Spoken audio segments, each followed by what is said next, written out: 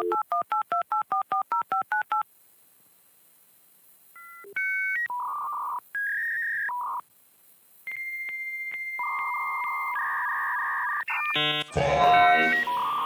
four, three, two,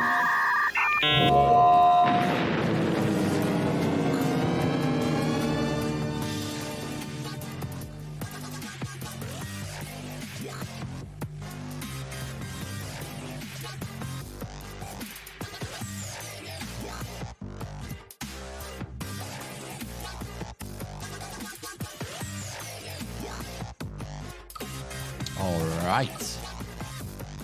Hello, willkommen, bienvenue, konnichiwa, ni hao, jambo. Welcome to the Armist Inquisition, episode 278 on Sunday, the 23rd of April, 2023.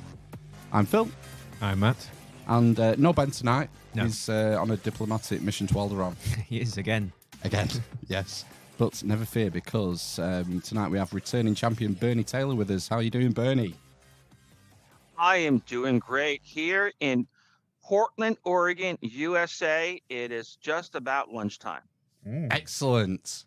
Don't panic. We know that we can't see Bernie's face, but that is because we've got some slides to get through, and we shall see Bernie after the slides. Post slides. Post slides. So just before we hit the record, you were telling us about your two previous appearances briefly. Exactly. So, well, first of all, have you ever woke up in the morning and said, this is going to be the day that changes everything you ever thought about everything? No. Well, this is your day. Okay. Well, you will wake up tomorrow morning and you say, yesterday changed everything I thought was real. It's the history of mankind. Wow. And that is going to be how you're going to see tomorrow morning. This is the big show. And I haven't, I did it by accident. Okay. I was on Grammarica a few weeks ago. Oh, yeah. And Missed that. Well, they haven't dropped it yet. And I did the program, and then Darren asked a question. And I didn't want to hold, I had the answer to the question, but I've been holding it back for a few years. So people just weren't ready for it yet. And we're ready. We're ready, Bernie. Well, Wow. I answered the question. 20 minutes took 20 minutes to answer the question, and it completely blew them away. Wow. And so since you're live and they haven't dropped it yet, you will have released it first. Sorry, So sorry, Darren. congratulations. Sorry, Graham. Yeah. Snooze, you lose. That's right. Snooze, you lose. Exactly, yeah. So I've been on the show twice before, and it was 3 years ago, and we talked about the Gallery of Dis in the El Castillo cave 34,000 years ago. And we talked about how the astronomy in the cave wall and the characters and how it was Hercules and Greek mythology. And then I came back a year ago, and we talked about how the concept of 12 to 24,000 years ago, there were a lot of mountains, and then these mountains were pareidolia. There, people saw the animals and beings in the mountains, and then they transferred those images of that pareidolia in their minds into the cave walls, and the same cave walls in the mountains were replicas of constellations. We saw Ursa Major, and we saw Taurus, and a few others, and so that the earth and sky were one, and it was also in the underworld of the cave, and that's what we talked about, 7 months or so ago. Yeah. So now we're gonna kind of lay out the story, okay, in a way that I've only done it before, except on Grammarica, which they haven't dropped yet. So you guys get the story, and this story doesn't. My first initiation to the story was not in Ice Age caves. My initiation to the story was in the Black Hills in the American West.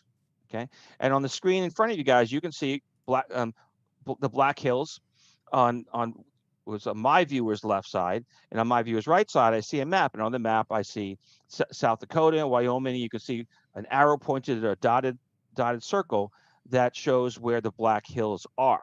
So we're talking the American West, and the Black Hills are very famous from the Lakota, the Lakota Sioux, the great tribe.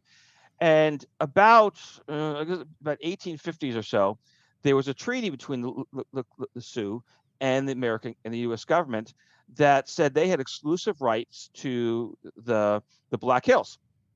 And just a few years later, gold was found, and the whole thing blew up. And we had the Great Sioux Wars, which were also called the Black Hills Wars. Black Hills War. And that became the story of Sitting Bull and so on that we've seen in the movies and so forth. But we're not going to do Sitting Bull today, but we're going to talk about the Black Hills. Well, there was a tradition in the Black Hills among the Lakota, and they would travel around through the seasons. And at different part of the season, they would see different mountains or different geological formations. And one of them, as I mark off in 2 and in red there, is Bear Lodge Butte. And Bear Lodge Butte, you know it as. I don't know. What do you know it as, guys? What is it? What is it? Tell me, what is it? Bear Lodge Butte. You know the picture. Picture to the viewer's right. Close Encounters of the Third Kind. Oh, I'm just still seeing a map to the right. Is that right? I've got a picture of the Black Hills as viewed from Horny Peak, and then a map to the right. Is that right? Oh, okay. So you guys haven't your slides haven't moved. No. No. We're still on the first slide, Bernie. Okay, you're still on the first slide. So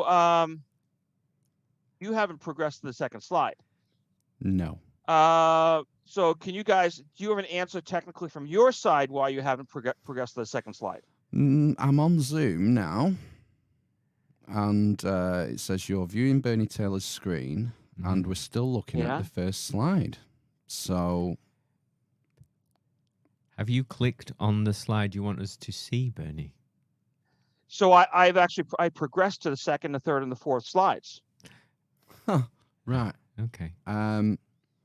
So it's not coming. So it's happening on my side, but it's not happening on your side. It's not happening through Zoom. No. It's not happening through Zoom. So we gotta do a quick figure this out, right? So any suggestions? Maybe try exiting share screen and trying again. Yeah. Tell me what you see right now. Just the first slide. We're stuck on the first slide. Okay. Okay. So what I'm going to do is we've just gone to we've got the Lakota in the Black Hills slide now. Yes. Oh, yeah. Did you see anything else? Well, no. Just Lakota in the Black Hills. Okay, so we're good. Okay. I actually have a lot more, but it's cool. So you just see Lakota. Okay, so going back, Lakota in the Black Hills, we talked about them. Mm-hmm. And then we're at the next slide, which of course is a map. It's an illustrated map of sorts of the Black Hills from Lakota people. And the second, they show this as part of the rivers. And one of their key places was a place called Bear Lodge Butte. And Bear Lodge Butte is more well known as, okay, guys. There we go. Close Encounters of the Third Kind. Yes, we can see the scene from the movie now. He makes it out of mashed potato, and then makes a giant model of it. There. I forgot the mashed potato part of that. Yeah. So it's Devil's Tower.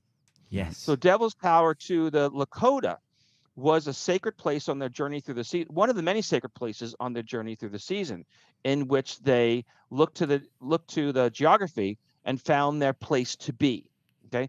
So Steven Spielberg, I mean, obviously Devil's Tower is like a really cool place. You know, it's not like, you know, it was a perfect place for the movie.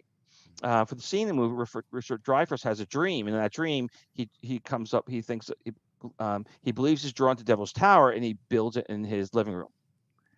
Now, they're among the Lakota, and this is going to get closer to our Ice Age story. The Lakota, when they traveled around through the seasons, they saw the mountains and other geology as reflected in the night sky. So Devil's Tower, for example, they saw that as the constellation Gemini. Right. Okay. So they believed that the Earth and sky were the same, and that's the same concept we talked about in the Pro Images 8 months ago. You know what I'm going to say, don't you? As above, so below. Yeah, I thought you were going to say that. Yeah, the old very much. It is axiom. actually that. It's that kind of concept. And they saw Harney Peaks, which was the first slide we saw this in this presentation. They saw that as the Pleiades, and they saw the Seven Sisters, and how Harney Peak, or I'm sorry, not Harney, Black Butte, sorry, not Devil's Tower, which was Bear Lodge. It was the story of children that were being chased by a bear, and the hero of the story pushes up from the ground to create this butte that they rise on, and the vertical lines in Devil's Tower are formed by the claws of the bear. Okay, so this is living. It's not just as above, so below. It is one story. It is one reality. It's actually one reality that are the same. And this was the traditions of the Lakota Sioux. And this was cool stuff. So now we're going to go back in time. Okay, we're going to revisit some old places. We're going to find some new places with different interpretations of new places. Right. Go deep into the Paleolithic mind. Ooh. The cave. We're going to go. Not we're much going of to go a back to that stretch for Montiel. me. Sorry, go on. We're back. We're in that's Iberia, Iberian Peninsula. Iberian Peninsula. So we're in Cantabria on the northern part near Bilbao, and we're at the El Castillo cave, which is in the El Castillo mountain, which is limestone. It's limestone mountains. It looks just like a pyramid. It does. I was just going to ask you, Bernie, has anyone actually checked if that it's not a pyramid? Because it's very close, isn't it? I mean, it actually is. Not only is it pyramidal shaped, it's limestone, and the Giza pyramids were actually capped with limestone. Yeah. That's no longer there. And so, as you're jumping forward, we're not going to talk about that today, the Giza connection or the Egyptian connection. But in fact, in time, it is. We'll do that on another program. Yeah. We're going to go bigger. We're going to go bigger than that today. That's a sideshow. Okay, we have the Gallery of Discs, 10 meters across, 34,000 years ago. And we had this before. We had a teacher that speaks into the ear of the apprentice, wide-eyed apprentice with the big red eyes, big nose teacher. And on the shoulder of the teacher, we have the golden eagle, the fledgling golden eagle. This bird hasn't flown yet, and stands about a foot tall. And he integrates into the head of the teacher. It kind of looks like his hair of sorts, but he's there. Gives us a time period of mid-June for this eagle. Okay. We also have this cosmic man who we saw, 3-4 years ago, and he holds up an egg in his right hand, and that we see a beaked mask, and the beak comes off the left side, the viewer's left side of the mask, and we see he is definitely the man, and he's got the other hand is against the wall. He's got a raised left knee, and we see that we look closer at that cosmic man. We can see his mask off to the viewer's left. On the viewer's right, we can see his eye, and you can see down below. You see the chin. You see the chin and the nose of the man behind the mask. Cool image, right? Yeah. Okay. You saw this before. And if you wrote the teacher, if you guys remember, is in fact the cosmic man. If you rotate him, his head. So they are the same character. So the man transforms into the cosmic man through the integration with the eagle. And you guys remember all that, right? Yeah, all of it. Absolutely. Yeah, just say yeah. Okay, you got it. No, it's good. And that picture of the cosmic man, the shape of the head is very reminiscent of the Hercules. Right. In all the ancient art, he's always wearing like a lion's head, or he has a square head. He's always depicted with a square head. Just like me. Like you. Yeah. Absolutely. And then we have this horse, the speckled mare, and she's sort of leaping of sorts. She's got her head turned backward to the backwards, or her left. And we see that the cosmic man overlaps onto the horse. The Greeks would have seen this as a centaur.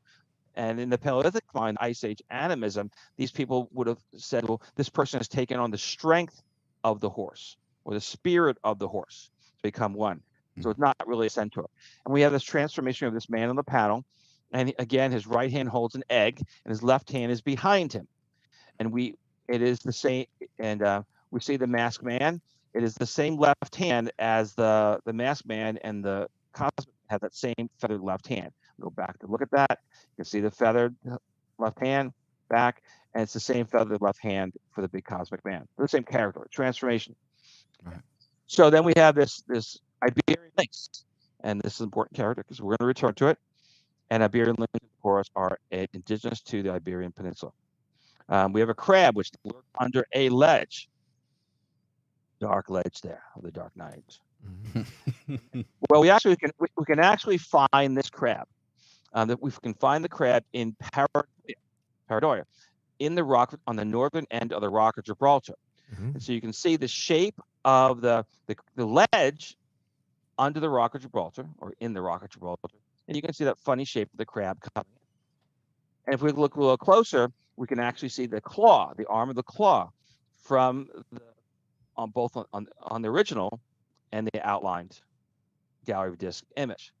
So the Ice Age artist had been here, and he saw the pareidolia. He saw this giant crab under the ledge, and he then took that back to be part of his image. And of course, if we go down the panel, we find the monk seal. And again, we find the pareidolia of a monk seal. We see the head, we see the hind flipper in the rock of Gibraltar on the same north end as we found the crab. It's not as detailed. It's not as detailed as the crab, but it's pretty darn good. Okay, and and then we have this. We saw this last time 3 years ago. The spinning bottlenose dolphin, and of course we can find that bottlenose dolphin in the pareidolia, or actually pareidolia, or the geological features of the rock of Gibraltar. We can see that where the beak is, the mouth, it's bent just like the gallery disc. We can see the flipper, and the high points are the dorsal fin and the lower fluke. Right. The fluke is the tail of sorts of the. Okay. Yeah. Okay. So where do these rock of Gibraltar images come from?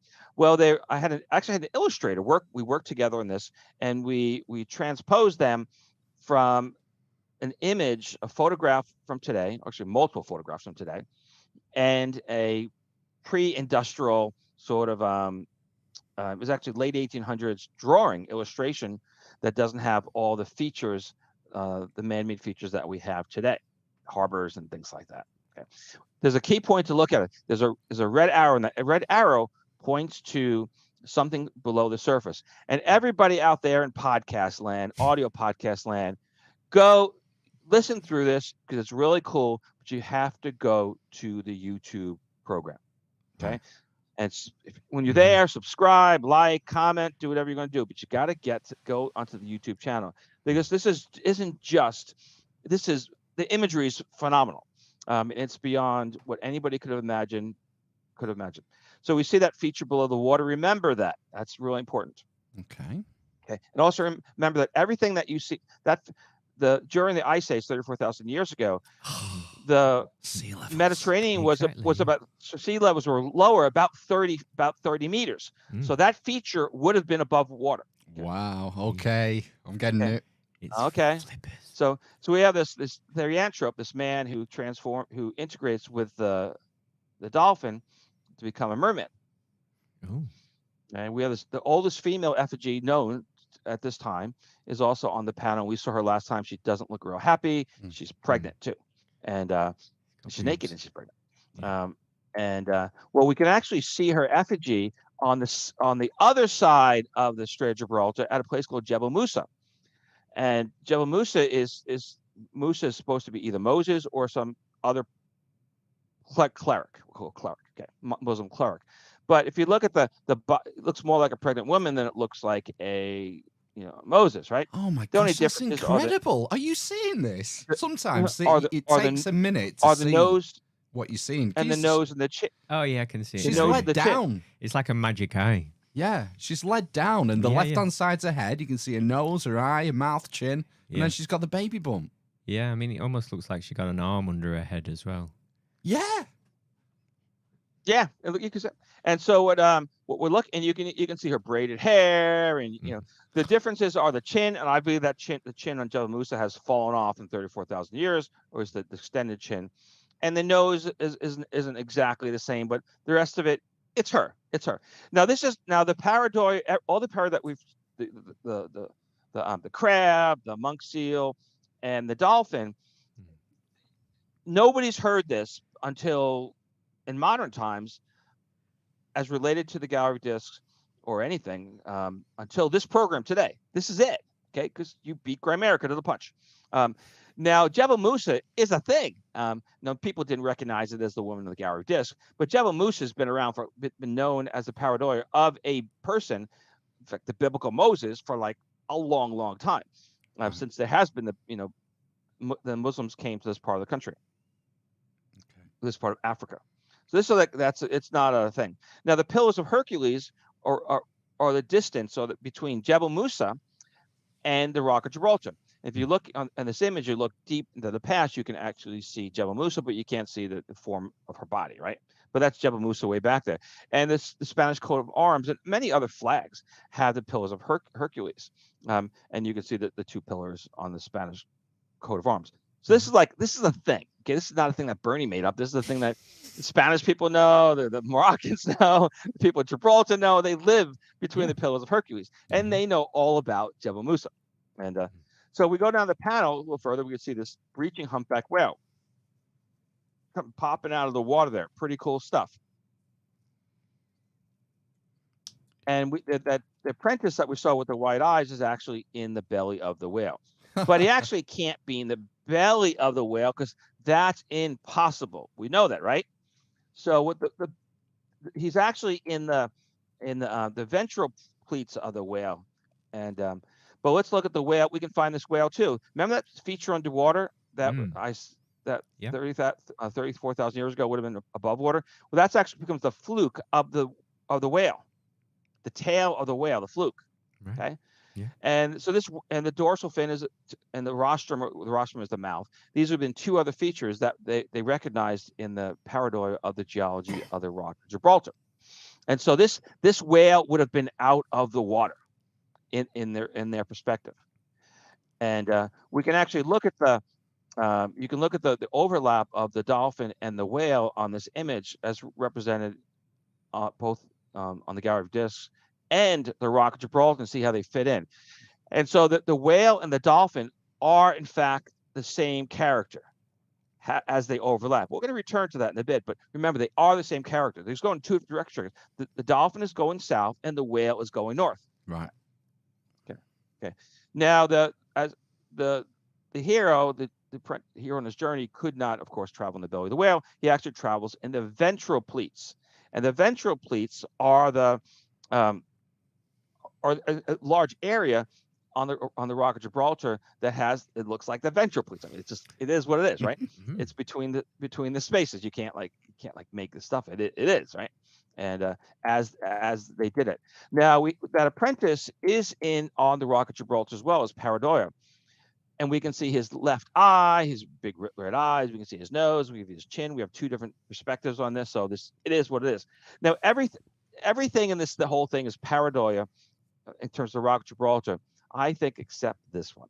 I think somebody long time ago, many thousands of years ago, could be tens of thousands of years ago, or longer, someone chipped off a few stones on this one because it's just too close. It's just way too close. So someone had did this. It's got that button nose, even that cleft in the top of the head above like kind of the forehead. You got the cleft on both of them.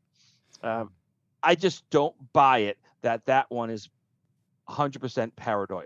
It's just quite a long way up to be knocking bits off a mountain, isn't it? Well, it's not, but it's a short way down.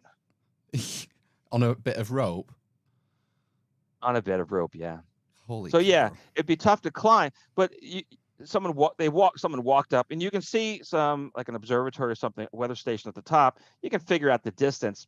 A few ropes. Now, I'm not saying that they created the whole face, but I think somebody a long time ago did some manipulation on this face because it's just too close, and that even the nose, and that's my the rest of it is 100% Pareidolia. And this, we can actually see the 100% Pareidolia on this one, and we can see the teacher. Remember, he transforms if you turn his head sideways into the cosmic man. Well, that was actually found in the rocks itself. So the Ice Age artist at the Gallery of Discs didn't actually turn them. He found a Pareidolia image on the rock of Gibraltar that already had these two perspectives, and the head of the crest feathers on top of the bird reach the shelf at the top of the rock of Gibraltar, where you'd find flora, and that would become like the tips of the feathers. And so we can see some of the characteristics in this image. Is it good Pareidolia? I don't know. Okay, but it was really darn clever that he took these. He found what he did, and he found that bird, and he made some eyes, and he turned it left and right, and he found the teacher in the cosmic band. It's not as, I'm gonna tell you, it's not as good as the crab. It's not as good as the monk seal, but it's not bad. They're like magic eyes. These, some of them you can see straight away, and some of them you can't, and you've got to sort of look at them, and like that pregnant woman Exactly. one, it just clicked for me, and Yeah, it's it like did, wow, and then you can't unsee it, can you? Yeah, it's very difficult. Well, none of these you can ever unsee them. That's how it works. Yeah. So you guys are going to go back. Once you see these, you can't unsee them. All these Gary Diffs images. Okay. So we have on this image here for everybody out there in audio podcast land. We have all the characters. We're missing one. We're actually missing the horse. We're missing all the characters we've just seen except for the horse, which I somehow missed the slide on this one. And but anyway, the head of the horse is in there as well. So my apologies on this, on my presentation. So they're all there. You can see how they all overlap, and they're it is what it is. It's what do you do? Okay, so we've talked about maps. We'll talk about I've made maps from the geology of the rock Gibraltar. Now let's talk about a map for the gallery of discs. So the gallery disc is 10 meters across, and I've rotated so it's sort of standing up on itself. And at the top of the gallery discs, we have animals. We have the golden eagle, we have the horse, we have the Iberian lynx. And on the bottom, we have the woman, which is Jebel Musa. It is what it is. And in the center area, we have marine animals. We found the humpback whale, the bottlenose dolphin, and the monk seal. We also found the crab. And so it's a map. And the lines, all those dots you see are north to south. It is what it is. It's north to south. Okay, it's telling us that this was the journey. Okay, and of course you guys guess it. Okay, it is Hercules, right? Because that's what it is, right? He's the archetype, isn't he? He's the heroic archetype. He is the hero archetype, and it is Hercules, and his body. All these animals that we've seen, with the exception of the woman, are within his form. So these animals spiritually make up his form. They give him all these different strengths to swim in the water, to lounge on the beach, to run as fast as a horse, to fly, to eventually fly like an eagle, and all this sort of stuff. Okay. Now the Hercules story is well known in Morocco, and this is the cave of Hercules, where Hercules was said to have rest before his following journey. And there's the Garden of Hesperides in Morocco, where the golden apples were retrieved or stolen from. Now, many years ago I'd seen the cave of Hercules, that it was there, but I didn't know the Garden of Hesperides was there. No. I saw that just a few months ago it's an archaeology journal of Morocco. Okay. So in the archaeology of Morocco, in like professional archaeology, they recognize the Garden of Hesperides, which is in the Hercules mythology. And so this is like, in the Western world, I'm not sure if you guys are west or east, because I'm in the U.S. I'm west of you. But we're missing the story, guys. We're missing the story. And so we now look to the night sky, and you saw this one 3 or 4 years ago. And all these the masked man is Hercules, and he's the constellation Hercules. And all these characters that we've just seen are in the same order. And so we have the eagle is Aquila, the horse is Pegasus, the dolphin and whale both Pisces. They're actually the same constellation, going in two different directions. The dolphin's going south, and the whale's going north. And we have the seal that is Cetus. So these were Cetus, the sea monster. So these all became Greek constellations. They passed down through the record eventually. Wow. So that's really important. And we did that last time. And so going to this as above, so below concept that we found, actually not as so below, Lakota connected or felt that the constellation of the night sky were in fact the same as the geology and the animistic mythology. They had a narrative, the sacred narrative of their terrestrial plane. They felt it was the same thing.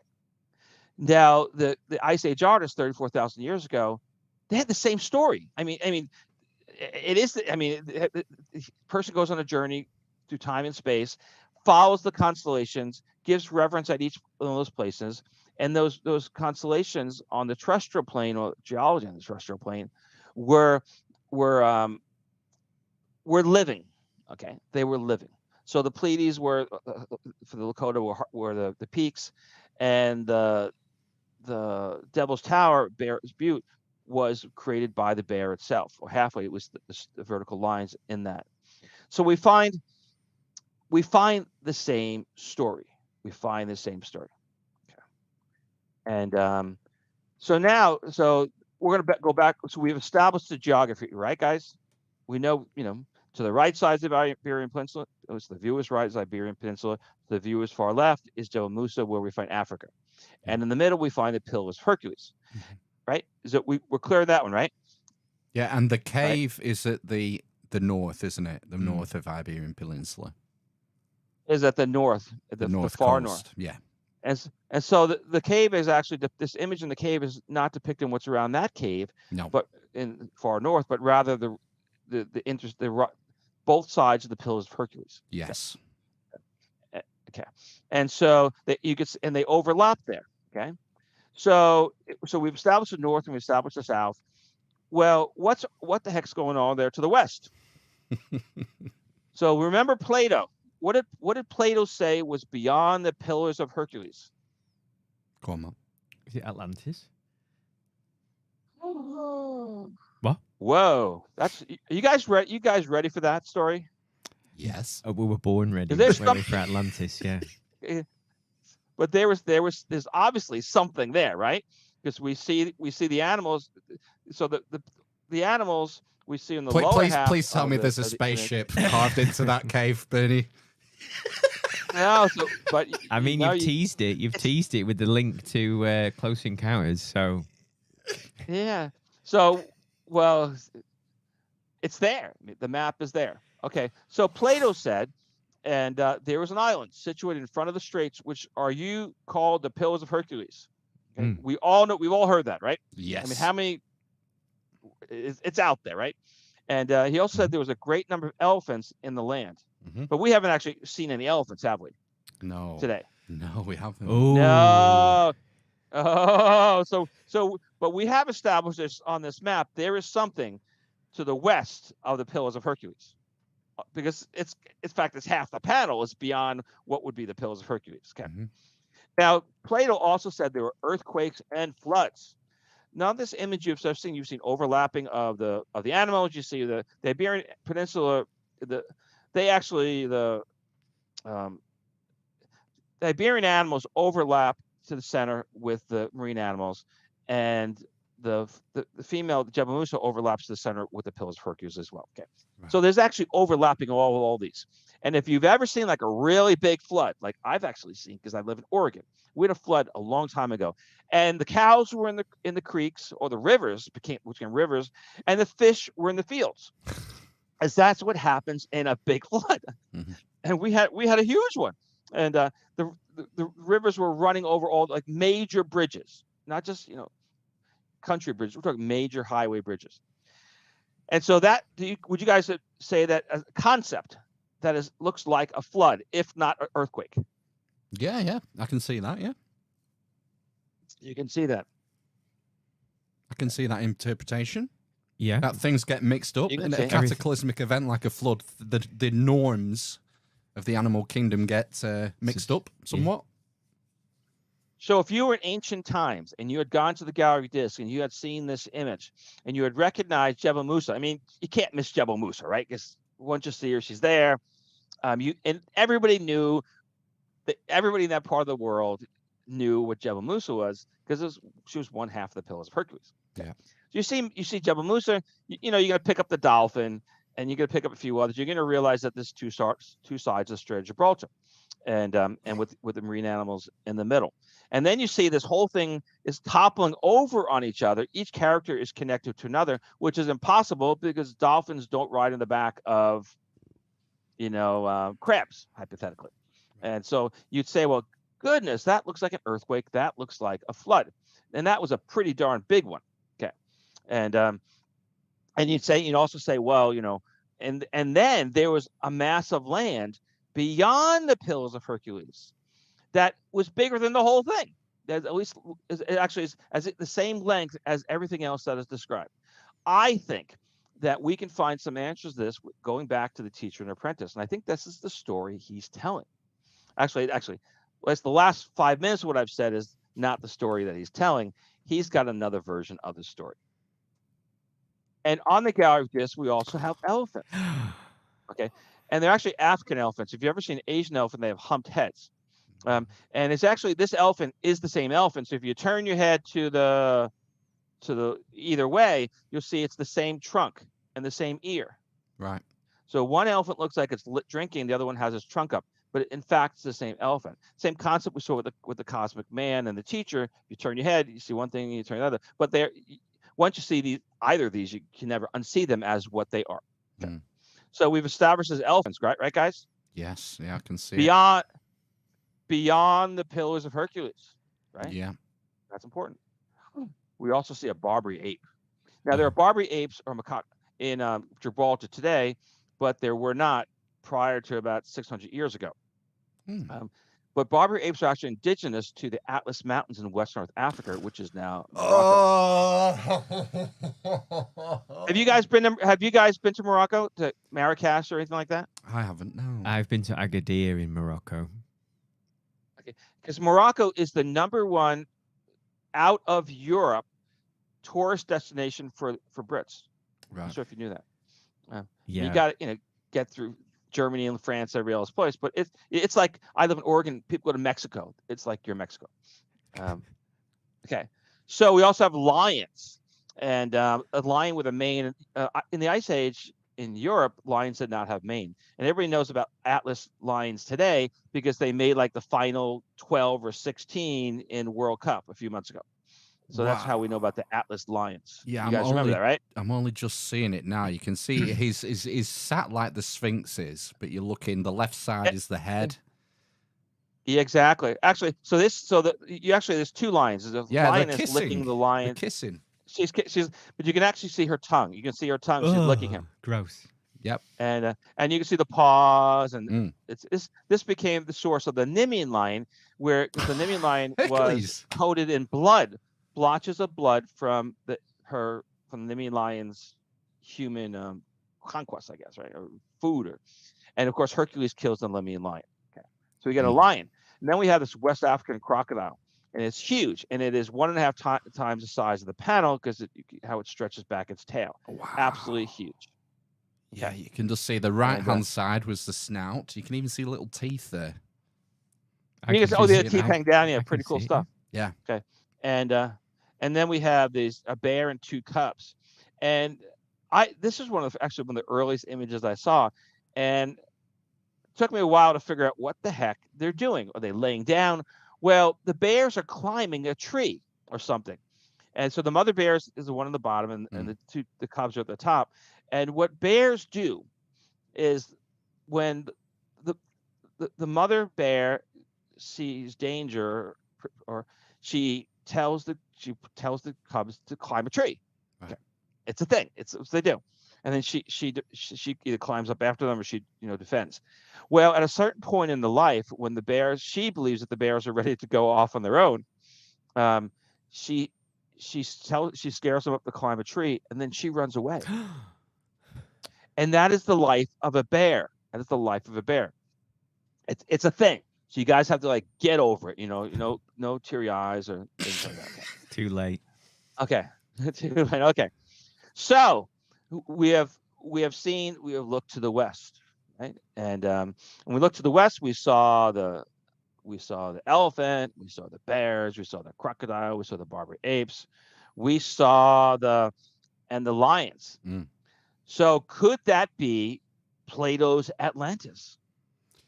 This definitely makes sense to me because I think, well, you mentioned the Atlas Mountains, and we've done a number of episodes on a potential location of Atlantis near the Atlas Mountains.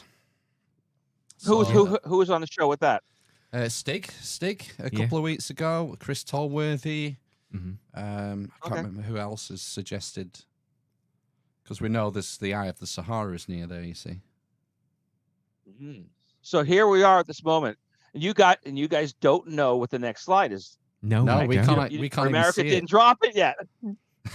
So America didn't drop the episode.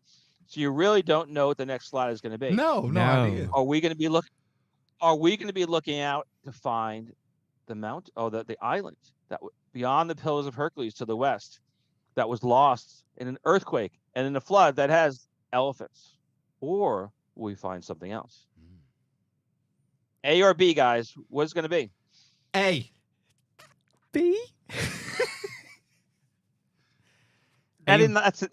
So the A was firm.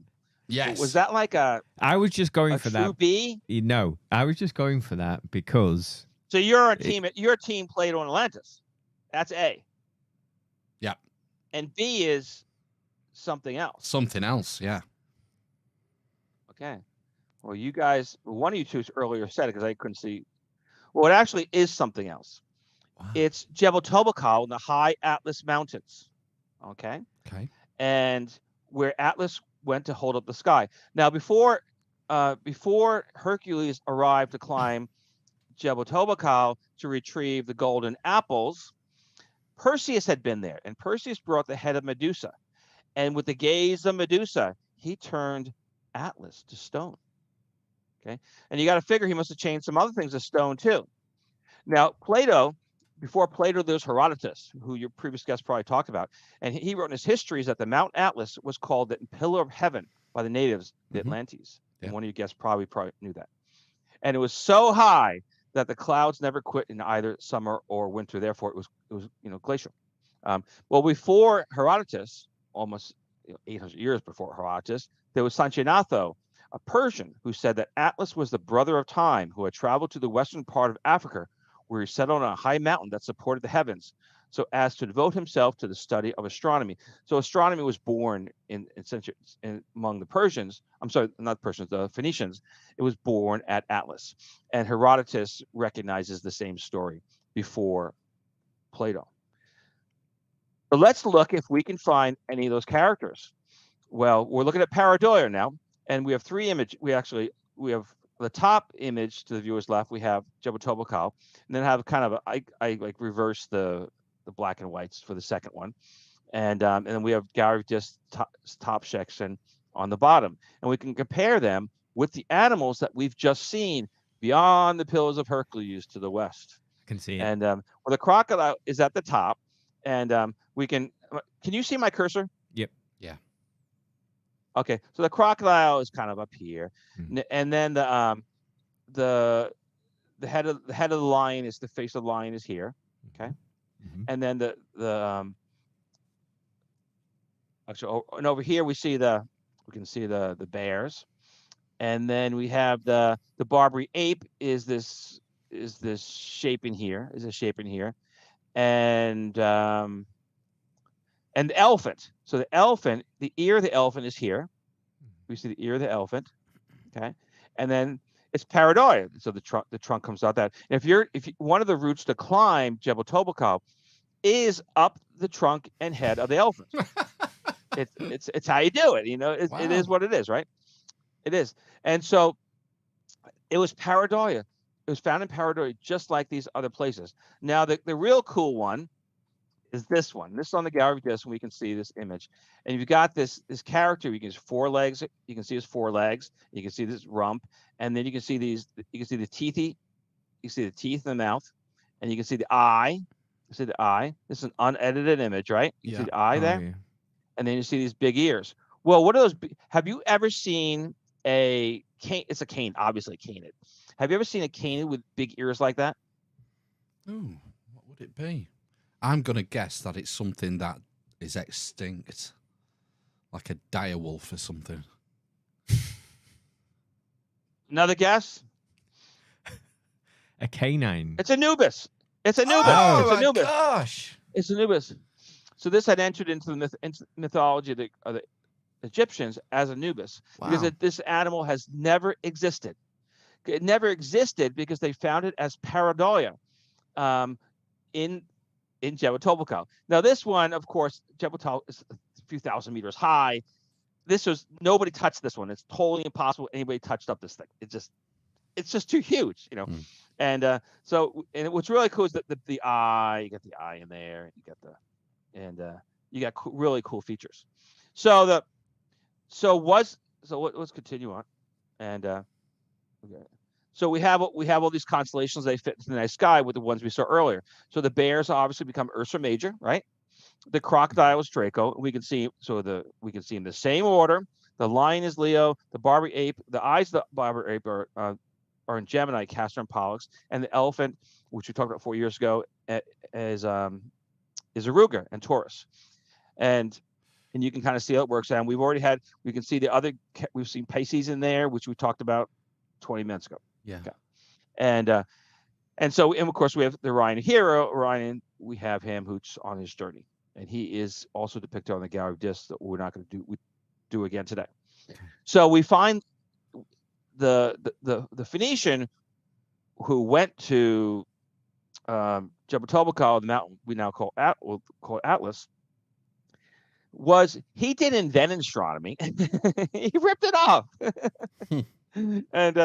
But he devoted his life to astronomy because he was following these constellations. And so that is where we find those from. Now, how did that end up in the Greek record? Well, the Greeks had 3 sources of constellations. One was they had their own history, just like everybody does. The other second source came from ancient Mesopotamians in a document called Molapin. Well, there was a third source, and the third source was entered the record from Eudoxus. Eudoxus lived at the same time as Plato, and they were both in Egypt. They both met the priests in Egypt. Right. Eudoxus was a scientist. He was an astronomer. So he was interested in, what did they have? What can I take back with me? And we can track the astronomy that he got it from Canopius of Memphis in Egypt. We don't know exactly when he lived or died. Went to Eudoxus and down the line to Claudius Ptolemy, whose record we still use today from the Alchemist. Mm-hmm. So we can track through Eudoxus, having been in Egypt at the same time as brought in all these constellations that we've just discussed into the record, because they existed 34,000 years ago, and the Phoenicians didn't invent them. And but it's a darn good story. So we'll go back to the Plato. There was an island situated in front of the straits, which you call the Pillars of Hercules. Was there an island, guys? Yes. No! It's Jebel Toubkal. It's Mount Atlas. Oh, guys. We're gonna need to start this whole program over again. Slide 1, the Lakota. So there wasn't any. And so what you're looking at it's a split image. The top half of the image is of Jebel Toubkal Atlas. The bottom half is the journey across the Strait of Gibraltar. Right. Are we supposed to be looking So at whether that now? Yes. Well, no, we did that already. We Okay. go back. We talked about that. We did it. So what we're going to look at now is we're going to look at Jebel Toubkal. We're going to see it in a whole new light. And remember that it was Perseus who went to Jebel Toubkal, Mount Atlas, and he, with the head of Medusa, and everything froze into stone, including Atlas. So the time Hercules comes along, he's already in stone. Mm-hmm. Okay. And assuming he has the head of Medusa, Jebel Toubkal, Atlas, everything else turns to stone either, because it just can't be Atlas. And that's where the story came from. Now, before I get out of my PowerPoint here, are there any slides that we want to go back and look at? Well, maybe we'll go first. Why don't we go back first and look at the Lakota? Okay. Oh, right. Yeah. So the Lakota. So we're taking it back to the beginning. Now, I think it was the 1960s or so, 1970s, the Lakota had been in court, and it went to the Supreme Court to decide whether the land that was was guaranteed to them in a treaty back in the 1850s, 1860s, was in fact theirs. And the Supreme Court of the United States upheld a lower court decision that it was in fact theirs, and they should get these lots of millions of dollars. Okay, I can't remember how many it was. Well, no Lakota Sioux tribe has ever stepped up to get that money, and the money was to be actually transferred over the use of the other peoples over time, including me, because I've been there. I went there. Mount Rushmore is there. Okay? It's a place. It's a white person's place. So they didn't accept the money. No Lakota has ever accepted money because they say that you can't sell this. You can't buy this. This is that connection between the earth and the sky that is in fact one. How could you possibly sell the night sky that is in fact represented in the geology of the Black Hills? That's crazy. Crazy. So here's the interesting. So anybody sees can say, well, maybe the Lakota Sioux are from Atlantis. They're from 3,000 or 4,000 years ago, cave artists. They're not. Now, what I can show all around the world, people have these traditions, but they're not the same. And the reason they're not the same is they would have looked for the same characters in mountains and the constellations as they found as we just saw in the cave art. So they create their whole new kind of universe, a cosmoscape in the Black Hills. They had the concept from previously, going back tens of thousands of years, because Native Americans came across 24,000 years ago or something. And so they had the concept in their traditions, in their mythology, and their hunting, gathering practices and their migrations. Yeah. But it is in fact a different map, but it is the same working principle. Yeah, so the Lakotas would have had an oral tradition and campfire stories and mythology, and they would have had the same sort of hero's journey outline stories. But then when they've migrated, they've mapped their new landscape onto their existing oral traditions. Is that what we're saying? Exactly. And what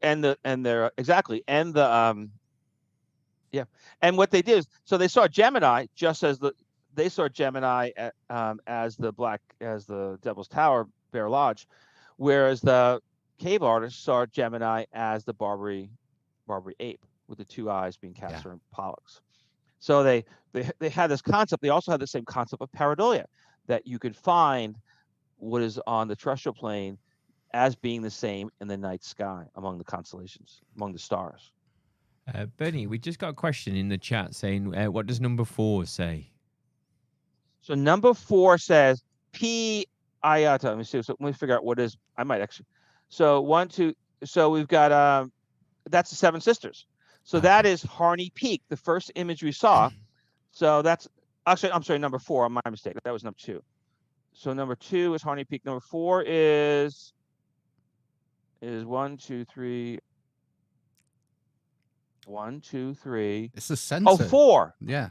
It's the center. Yeah. I don't know. It would have been. I don't know.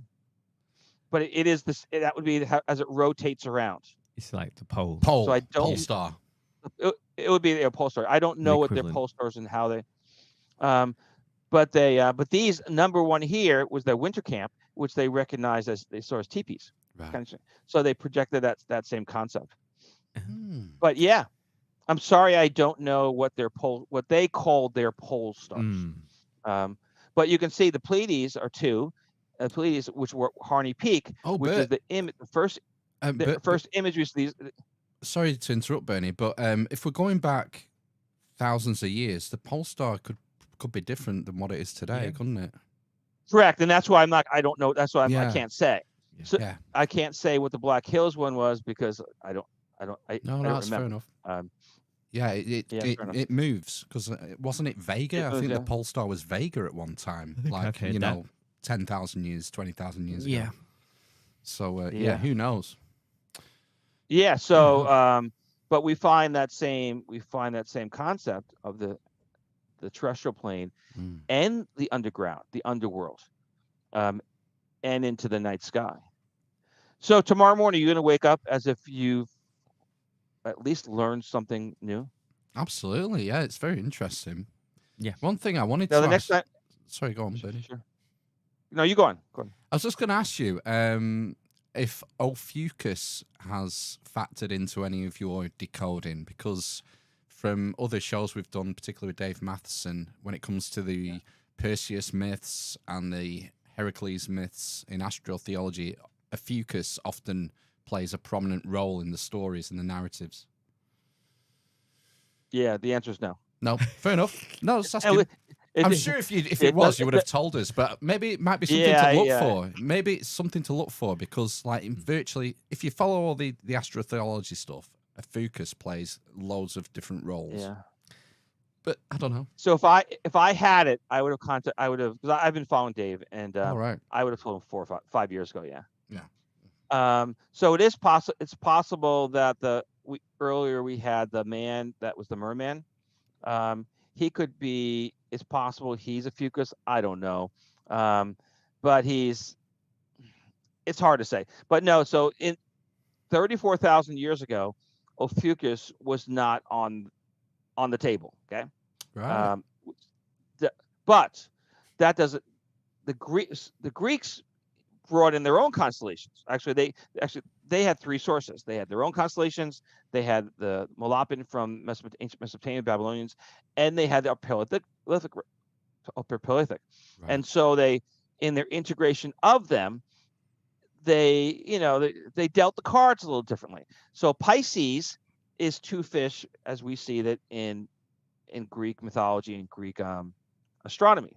Right. But in the Upper Paleolithic, the dolphin and the whale were both Pisces, going in 2 different directions. So the hero swims across the Strait of Gibraltar, and then he swims back again. Mm. And so he uses one to go south. He uses the dolphin to find his way south, and he's the whale to find his way north. And so so what I've done is I pulled them apart. Whereas in Greek mythology, the dolphin became Delphinus, and the whale became Cetus. Cetus, yeah. Okay, Cetus, the monster. Now, a very interesting story in Greek mythology is that the dolphin Delphinus swims across the Strait of Gibraltar, and she pleads to one of the daughters of Atlas to marry Poseidon. Okay. So the Greeks had the story. They had the story, and so the daughter of Atlas would have then become one of the daughters would have been Jebel Musa, and as a pregnant woman, and so pleads to bring the daughter of Atlas to go back to Poseidon to be his bride. But you have the dolphin, which then became Delphinus. But in the original story, the narrative 34,000 years ago, it was the dolphin and the whale were both Pisces going in 2 different directions, and that's why they're overlapped, as we previously saw them. And I'll pull it up again. That's why they're overlapped on both the Gallery of Discs and the Rock of Gibraltar. Yeah. Yeah, that's fascinating. But the Greeks didn't do their constellations were going across the night sky. They weren't traveling with them back and forth, and so they had to figure out, well, let's put this one over there, let's put that one over there. We'll keep the characters, we'll just use some different stars. So the Greeks kept the characters, and they kept a lot of the original constellations. Well, in fact, the story of the crab. So where'd the crab go? Well, in Greek mythology, it's a giant crab, okay, and he battles with Hercules, and Hercules kicks the crab that sends it flying across the sky to become Cancer. Okay, so the Greeks they kept the crab in the story, but they put the crab as Cancer in another part of the sky, and they put a scorpion in the same place as there was the crab. So the Right. crabbing up the pellet, this is probably became Scorpius, and so we didn't do that today. But so they had too many characters in the constellations because up at Paleolithic we're using 2 at least 2 for each one, for most of them anyway. And so they came up with new myths, new stories, and they moved them around the night sky, which is we can't have 2 constellations in modern science because people would say, well, how does that work? Right? It just doesn't work that way. But that was the Upper Paleolithic tradition, how they did it. Yeah. But there's a lot more characters by the way, there's a lot more characters that overlap in the Rock of Gibraltar that we didn't even go to today. Because they had 2 stories. I think you might have explained this when we first spoke or the second time, but just in terms of the panel itself, so is this like a case of pareidolia in the panel that somebody found that particular place in the cave, and you could see all these different representations within it, or is it that has actually been made in the cave wall? Good question. Okay, so if you look, so I've just pulled up the gallery panel, and if we look at the top of the panel, where it's all kind of like brownish and stuff, that's the original state. Right. Okay, greenish brown. That's the original state. Okay. And as you go down the panel, you see it all becomes white again, and that that's the limestone. The same limestone's behind that brownish state at the top. Right. So what probably happened is they just like the last episode we did, someone's one of the artists saw they had they had the whole story, they had the whole map in their head or someplace. I don't know how they did it, and absolute genius, whoever they were. And then they looked inside caves that had some sort of Pareidolia features that they could then build on. Mm. And if I was to bet the Pareidolia feature, this sure would be the head of the Barbary ape, because that's the one that sticks out. If I was a betting man, that would be the one. And then they shaped it down layer by layer to create what we see.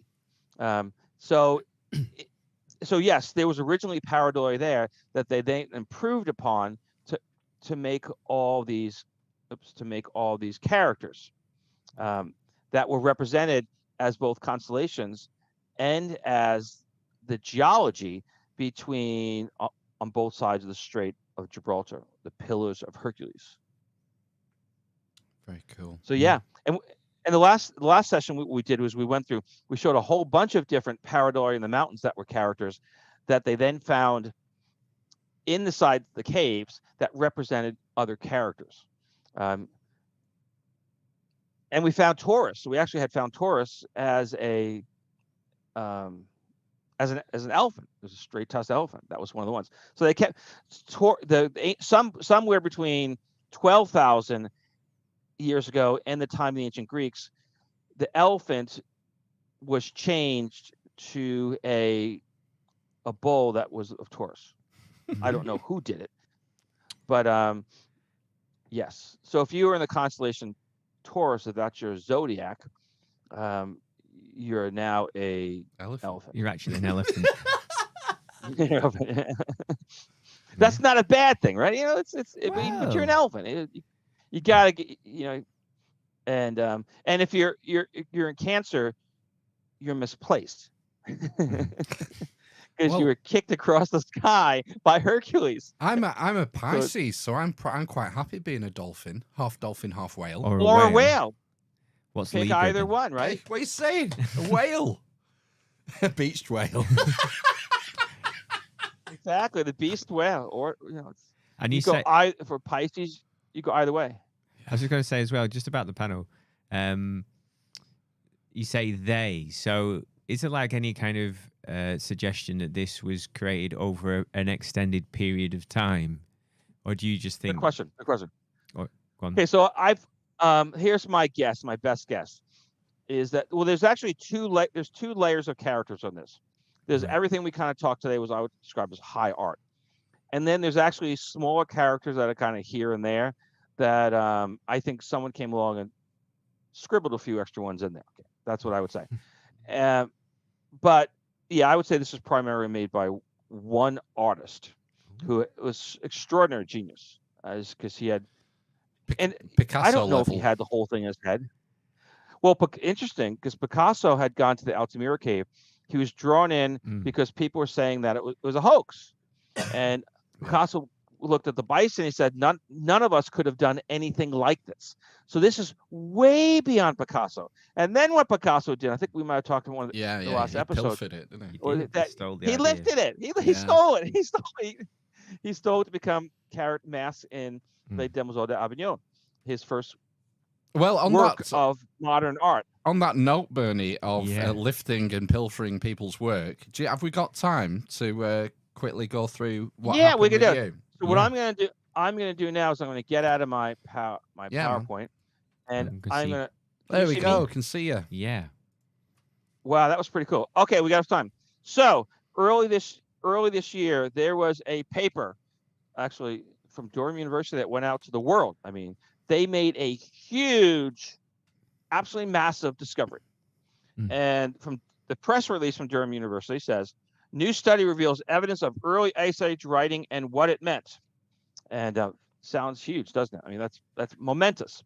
Yep. And they say that until now, archaeologists have known that these sequences of lines, dots, and other marks found on cave walls of portable objects from the Ice Age, last Ice Age, were storing some kind of information, but did not know their specific meaning. Okay, that's what they wrote. It was in newspapers all over the world, early January. Well, the night before it hit the press, an archaeologist sent me an email and he said to me, "Well, you're on the team. It sounds a lot like your stuff." Because in 2004, I wrote a book, the same stuff, Biological Time. And the book was reprinted the next year by widely publishers, academic publishers in the Far East, or the Near East, I guess, for you guys. And so yeah, actually, it had been in print. This concept had been worked out before in a fully scientific book. 1/3 of the book were appendices showing all the statistics of how it works. It was based on animals. And someday we're going to need to come back and talk about animals, because what I did was lunar timekeeping in animals, and I showed how the migration of salmon, elk, and other were timed by both the sun and the moon. Right. And I was written up in hundreds of papers in the United States, and this was back in 2004, and I was on PBS, which is kind of interviewing PBS, which is the equivalent of your BBC. And I thought that would be like, my life's over. My tombstone would read, the man of biological time and lunar animals. Yeah. Well, I went on to write papers in 2006. Actually, I went to print in 2006, 2007 in astronomy journals, and showing other aspects of this, which we need to do a show on later because it's really cool, different stuff. And I put it down, raised my daughter, and came back, and I wrote another book, Before Orion, that gave some updates on the stuff, and that went to print in 2017. Some of the stuff had already been in like Wikipedia, and I did a bunch of conference presentations. They were on YouTube, published the stuff to upload to Academia EDU. And then back in about 2020, an editor of a journal, Prehistoria, in Hungary contacted me. And he said he'd been reading my stuff, and could I write an article for him, a journal article? And I said, well, I was in the middle of 17 conferences, either creating material, academic conferences, or writing, speaking and other stuff. And I said, I can't do it. And he wasn't real happy. He said, well, can't you just pull stuff from your book, your previous work, Before Orion? So I lifted it exactly, almost word to word, from the previous book. I had it consolidated because I had 5 chapters in Before Orion, and he wanted a lot fewer words. And so it went to print in 2021 in this journal. And if anybody's interested in reading this sort of stuff, don't buy the books. Go to my Academia EDU page with Bernie Taylor, and it was titled Lunar Timekeeping and Uphill Cave Art. You go to my webpage, beforeorion.com, and you can find the same links. So a lot of people had read this stuff over time, including being this archaeology journal. So I reached out to Durham University, the archaeologist, and the editor of the journal, and a few others who are involved. And I said, what the heck? Hello. So many words. And I was really kind, and I said nothing worse than heck. And nothing worse. And although as we went along, I dropped in words like arrogance and, a few other things. And what I've said all along from the beginning is that I worked out a lot of this lunar biological time stuff, but I ultimately learned that Native American traditions of indigenous peoples around the world already had it. They had it in their hunting gathering practices. They had it in their calendars, and they had it in their rock art. I mean, that's where. I mean, so they didn't. It's not like they ripped it off just from me, but they ripped it off from indigenous peoples. And so could they have even known about any of this stuff? Well, first of all, go to Paul Pettitt is the head archaeologist. He's the one who signed his good name with the journal, the archaeological journal. At Durham University. Durham University, right. Pettitt. And people go look him up, see what he says. And he's got a webpage. And he says that I need to get the exact. He says, I now realize I should have saved myself the effort. Note that I am not accusing him of plagiarism. I shall now sign off and bang my head repeatedly against the wall. And then he says that this is kind of keywords. He says he said, I now realize I could have saved myself the effort. So he had seen my prehistory, allegedly for the first time, he had seen my prehistoria paper. So if he says that I now realize I should have saved myself all the effort, and I can bang my head against the wall, does that sound like someone who says it's the same thing or it's something that's different? Same thing as he wrote, or something different? Same thing. It's the same. He says so. He says that. He actually says that. Okay. So we're not gonna mention any names, but I sent Phil an email from a major player in the media. Yep.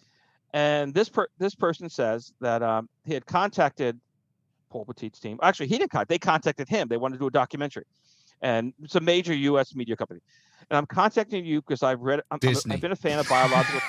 Yeah, it's at Disney level. This is Disney level of the person. I'm contacting you because I've been a fan of biological time since 2004, and he actually has 2 copies. This is a producer at the company, we should say. This is the talking to you. Yeah. Yes, he sends me. So I didn't reach out to him. He caught wind of the stuff. Actually, he read the article. He saw their press release and they had a great discovery. He reached out to me and said, "Hey, guy," he said, "Bernie, you did this in 2004." And then he says that he was in touch with Pettit's team about doing a project, potentially a documentary, and he told them about my work.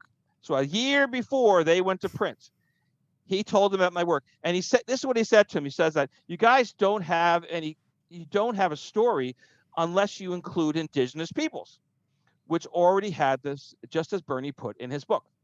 And he ultimately did a piece that went on their webpage and out there, and he included my stuff, which is cool. And he included my stuff as it relates to indigenous peoples. Not that I made any great discovery, because that is not how the world works when you can't steal from Indians, right? Okay. And we should be stealing from Indians anyway, but obviously people do. And you saw in my program, we talked about the Lakota Sioux, and then I tied it back to the cave artists, right? So I didn't steal from the Indians. I gave them complete credit, which is how things should be. Well, going through the conversations, I basically called bunk on these guys, and Pettitt says, quote, I have no reason not to quote your publication. And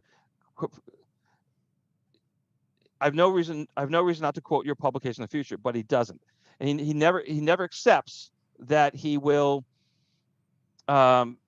use it, because what they should have done a retraction in the following issue of the journal and put what the original source was. Right. But they never did it. So that's how the media works. Did they put an original source, or did they claim it for their own discovery? They claimed it for their own discovery. All right. Yeah. So they didn't attribute my work, which previously published back to 2004 in multiple places, and they also didn't attribute the indigenous sources, which I obviously give. Yeah. And so he said, well, my book was a popular book, therefore he did not need to cite it.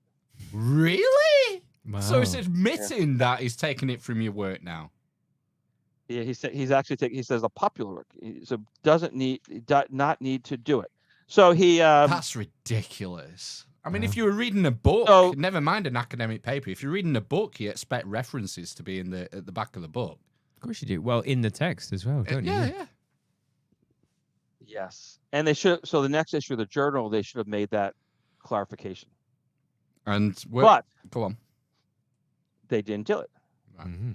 They didn't do it because the journal's afraid of their own intellectual property issues, because they could be sued for this.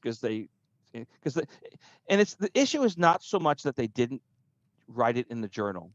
The issue is that they used the megaphone of Durham University to announce to the entire world that they had made this amazing discovery that rewrites history and writing that they already knew they had. They knew the source of it already. Yeah. That they didn't disclose to the journal. They didn't disclose, to the media. They lie to freaking everybody, and that's the problem. And do you know what it is, Bernie? I seem to remember from my youth that Durham is the university in the country if you want to study archaeology. Yeah, I think you might be right. Actually. And you've got all these vested interests in academia. You know, that big press release, that's attracting publicity. It's about funding the next projects. It's all this, this dirty game playing that goes around. Yeah, and it's across the academic disciplines. It's not just archaeology, but you're highlighting it in this case that it's present in archaeology, and we know it's present in all sorts of other disciplines. Yeah, it's gluttony and greed. You can look up gluttony, and so those are two nice words. And there's an element of self-preservation in it as well, isn't it? Yeah. We want to. But the problem with that is that people, including academics, look to the journals as legitimate sources of information. Yeah. And what they did, they just tarnished that journal as not a legitimate source of information. Yeah. That's the problem. So it can join all the medical journals over the last 2 years as well. Yeah. The Lancet. And so you've had guests on the program, or they're archaeologists do this, archaeologists do that, right? You've heard the whole story. Nobody's had a name before. Now you have a name, and you have the evidence that they knew it beforehand, and that's the problem. And a third party, a very credible third party, came forward. Now one of the authors actually came forth. This is going back and forth his emails because all in writing. He said that he did know, and he felt no reason to include it. So one of the authors actually did know, but it was Paul Pettitt who signed his name at the journal, and he said that I have double checked everything, and I've looked through all the. So there's 6 people on this team. They're probably all pointing fingers out during this process, but the bottom line is that he's the one who signed his name, because the journal would not have taken it, but based on any other name on that list. Yeah, I wonder if Paul Pettitt has a Napoleon complex. Just another point, Bernie. You would think that the peer reviewers might pick this up as well. That one of the peer reviewers might have been familiar with your stuff. Well, what they did was, it's an archaeology journal, and this is the area of archeoastronomy. So it's not archaeology. And so this was the first time the journal had done anything like this. So the journal had no concept of any of the. So who knows who the peer reviewer they gave out to obviously knows nothing about this. Wow. So they had totally the wrong peer reviewers.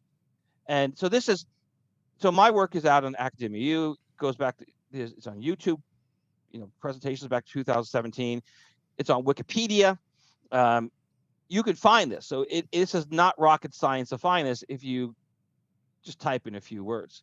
And the Paul Pettitt's team, they said they used thousands of images. They studied thousands of images, right?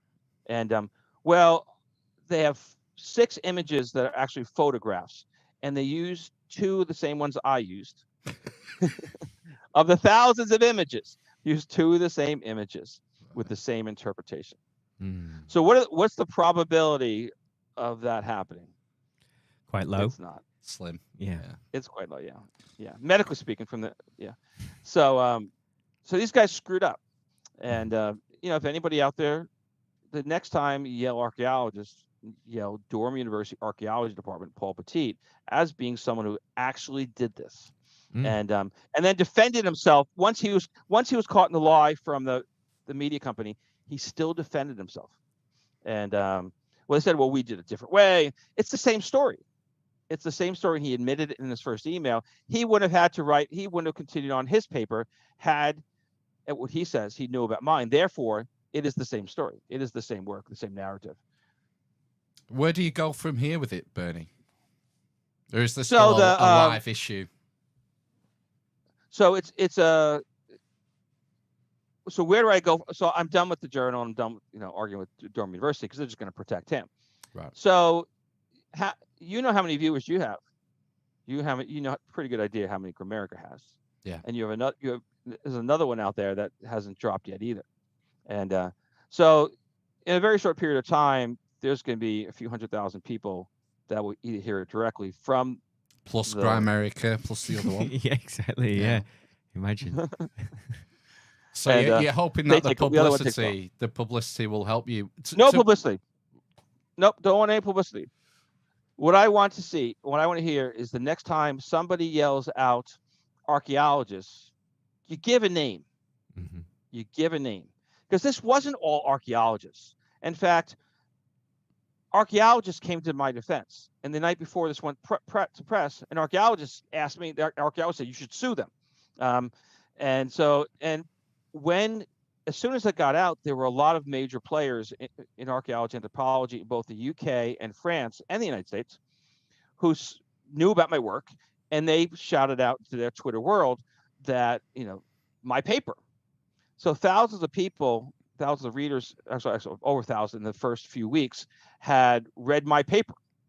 And so this guy Paul Pettitt has completely lost his credibility in the space that he's in, because they all read my paper and realized that it in fact is an archaeology journal, and that's even irrelevant because I go back to 2004 and had two other printings, 2 books as well as 2 papers, and many presentations on the exact same subject.